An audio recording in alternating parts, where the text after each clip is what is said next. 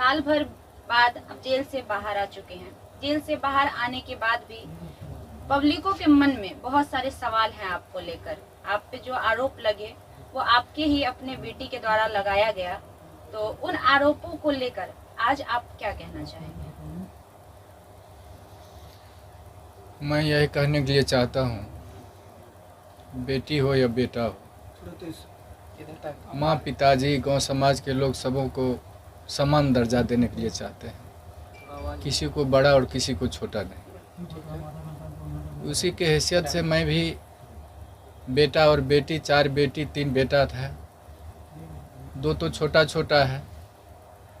3 बेटी का शादी ज़मीन सुध भरना लगा करके कुछ शादी कर सलटा दिए थे। चौथा में ये थी, मन में जिज्ञासा था कि अच्छा ढंग से इनका भी शादी करें, लेकिन परिस्थिति डाउन हो जाता है। उस परिस्थिति लेकर के जिद भी कर दी कि मैं ग्रेजुएशन करूंगी तब पिताजी मेरा शादी कीजिएगा। भरोसा दिलाई, सहानुभूति हुआ, अच्छा शिक्षा की ओर झुकाव है तो थोड़ा और सहानुभूति दे करके क्रेडिट लोन ले, विद्यार्थी क्रेडिट लोन ले करके इनको ग्रेजुएशन करवा देते हैं। शिक्षा का विनाश नहीं होता है। मैं यही चलते उन पर सहानुभूति रखा और जहाँ जहाँ सोचे साइड बिजनेस थोड़ा लगा देते हैं, जीविका से जुड़ा दिए। गांव समाज में 10 ठो समूह चलाएगी, उससे जो होगा आगे विकास, बुद्धि भी विकास उनका होगा। और सेप्स ऑफ कंपनी से भी जोड़ा दिए थे।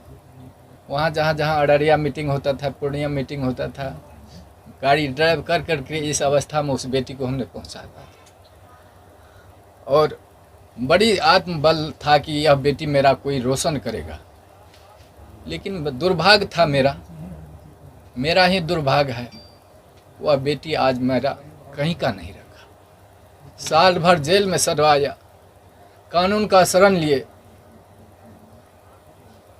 लोअर कोर्ट रिजेक्ट किया जज साहब, वकील साहब, हाई कोर्ट में बेल फाइल किया गया, लेकिन सत परेशान होता है, पराजित नहीं होता है। हाई कोर्ट में बेल फाइल हुआ, वकील साहब शिवानंद बाबू,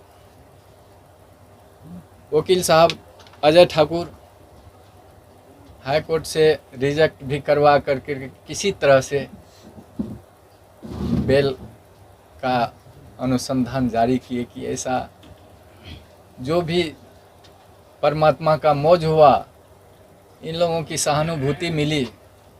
आज साल भर भी जेल से में भी शिवनंदन बाबू की सहानुभूति वर्णन नहीं हो पाता। वहाँ जेल गेट पर भी पहुँच करके इन्होंने पिता का रोल अदा किया कि अब बंदी मेरा है, अधीक्षक साहब यह बंदी मेरा है, इसको कोई तरह का तकलीफ नहीं होना चाहिए। अहम भूमिका को शिवनंदन बाबू पहुँचाइए और साल भर के बाद बेल लिए। आज उन्हीं का कृपा है कि घर में मुझको नहीं रहा गया। जब बेटी कहा कि यह इसको मैं देखना चाहता हूं कि आजीवन जेल में यह रहे, मेरा दिमाग नाच गया कि क्या हो रहा है। फिर भी एक शिक्षाप्रद कहानियाँ थी।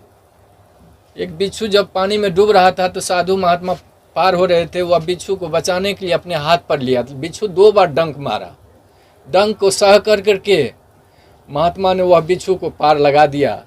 तो वही मैं चाहता हूं कि वह बिच्छू की तरह वह बेटी नहीं बने। बेटा तो पिता का गोद का भरने वाला होता है।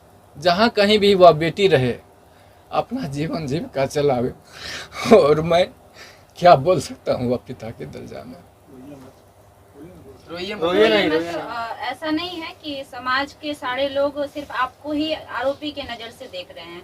कहीं ना कहीं दूसरे वर्ग के लोग ऐसे भी हैं जो आपकी बेटी को भी आरोपी के तौर पे देख रहे हैं, क्योंकि गलती की शुरुआत कहीं ना कहीं आपकी बेटी से होती है, अगर शुरू से देखा जाए पूरा मामला का तो। लेकिन जैसे ही आपके आते ही एक बार आरती ने फिर से सवाल शुरू कर दिए, तो आरती के लिए आज आप क्या कहेंगे?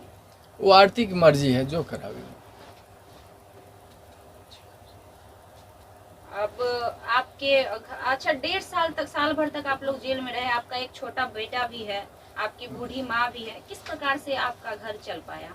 परमात्मा जाने, हम नहीं जानते। अच्छा, इन सारी भूमिकाओं में जितने दिन से आप लोग जेल में थे, पूरे परिवार, तो वकील शिवनंदन भारती लगातार, जैसा अब आप बोले कि गार्जियन की तरह का देखभाल किए या फिर हमेशा मतलब इस केस को विशेष फोकस किए, क्या कुछ कहना है उनके बारे में? यह वर्णन नहीं हो पाता। मतलब इतना बेहतरीन उनका परफॉर्मेंस रहा जी आपके केस को लेके। जी। आप एक पिता हैं, लोग ये भी जानना चाहते हैं कि उस रात में असल में क्या हुआ था, कुछ आपको याद है? आप मतलब कुछ देखे थे? बता पाएंगे? आरोप तो झूठे भी लगते हैं, सही जी। क्या है वो तो माननीय न्यायालय के ऊपर है, लेकिन आप कुछ बता सके थोड़ा सा? मालूम थोड़ा सा हुआ तो सोचा कि प्रेम तो अंधा होता है, अच्छा। वो समय जो रहता है, वो अवस्था जो रहता है परे हो रहता है, लेकिन उस पर कितने कितने विद्वान लोगों का भी पैर फिसल जाता है, महात्मा को भी पैर फिसल जाता है। तो हमने सोचा कि जब इस तरह की घटना हुई तो उसको बचाने के लिए हल्ला हुआ कि चोर आ गया है, डकैत आ गया है गोली मारने के लिए। तो उससे पूर्व भी लड़का वो उन्होंने धौंस दिया था कि मैंने गोली से उड़ा दूंगा। किसको दिया था? पवन यादव को, मेरे बेटा रविकांत को। अच्छा। गोली से उड़ा दूंगा, बचने के लिए नहीं दूंगा। उस पीरियड में उन्होंने घर में पकड़ाया तो हल्ला हुआ कि डकैत आ गया, डकैत आ गया।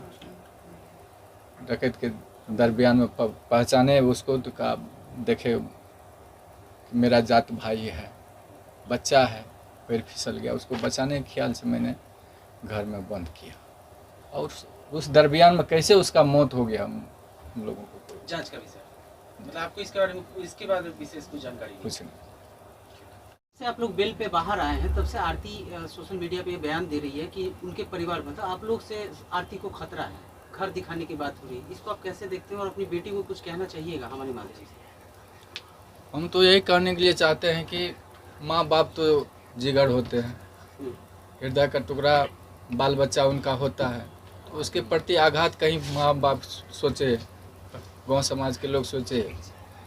इसलिए अगर आरती चाहती है, साल भर तो जेल में सजा ही दी, अब ज़मीन जायदाद तो बेच करके थोड़ा बहुत बेल करवाए, अब चाहती है कि गांव समाज को छोड़ करके कहीं चले जाए, तो मैं जाने के लिए तैयार हूँ। बेटी जहाँ कहीं भी रहे वह खुश हो बन के रहे। अच्छा, जो घटना आपके साथ घटित हुई है उससे समाज में जितने भी पिता हैं सब सहमे हुए हैं। बहुत सारे पिता अपनी बेटी को लेकर उनके मन में ये सवाल पैदा हो रहा है कि क्या हमारे साथ भी हमारी बेटियां भी ऐसा कर सकती हैं। तो उन पिता के लिए आपकी क्या मैसेज होगी, क्या संदेश होगी? सब बेटी बेटा ऐसा नहीं होता है। हम भगवान से प्रार्थना करते हैं वह सद्बुद्धि दे और सतरास्ता पर वह बेटा बेटी चले, और जो बिगड़ने के लायक होती है वह बेटी को भी मैं प्रार्थना कर रहा हूँ गुरु महाराज से, भगवान से, कि वह दूसरे के बहकावा में नहीं आकर करके अपना जो कर्तव्य है, अभी भी शादी की है, अभी भी हक निभा कर करके दोनों घर को आबाद करके चले। इसी में मैं भगवान से प्रार्थना करता हूँ। ठीक ठीक। हाँ सर, आप मीडिया वालों को कुछ संदेश देना चाहते हैं तो वो संदेश हमारे माध्यम से दे सकते सर, मीडिया वाला से प्रार्थना है, विशेष तो मैं नहीं कह पाऊँगा कुछ, लेकिन लाचार न करें, घर पर तबाही न करें और अपने आप पर काबू पा जाए। और जो भी बयान लेना होगा वकील साहब के माध्यम से जो भी करने के लिए कहेंगे मैं तैयार हूँ। हैं।